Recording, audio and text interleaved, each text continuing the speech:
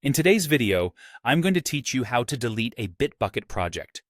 This process involves a few clear steps, and I'll walk you through each one to ensure you understand exactly what needs to be done.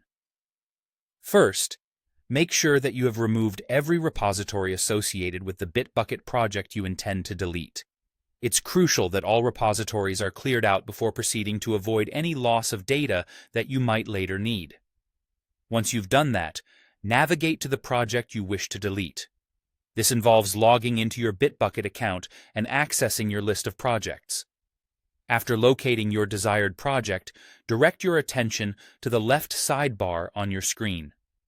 Here, you'll find a series of options, and what you're looking for is Project Settings. This is the section where all the configuration settings for your project are housed, giving you the ability to modify and ultimately delete the project. Once you've clicked on Project Settings, you'll see a new range of options appear. The one we're interested in right now is Project Details. Selecting this will take you to a new screen that presents detailed information about your project.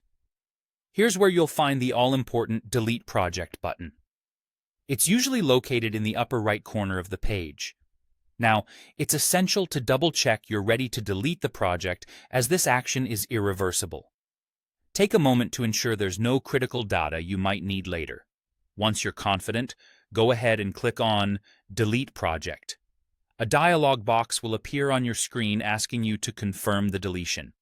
This is one last opportunity to back out if you're having second thoughts. If you're sure about your decision, confirm the deletion by following the instructions provided in the dialog. Remember, this step is crucial because once confirmed, the project and all its contents will permanently disappear from your account.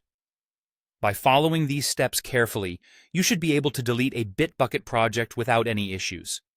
Remember to always make sure everything you want to keep from the project has been securely stored or backed up elsewhere before you begin this process. Thanks for watching, and I hope you found this tutorial helpful. If you have any other questions or need further assistance, feel free to reach out and I'll be glad to help. Don't forget to subscribe for more tutorials that simplify your tech tasks.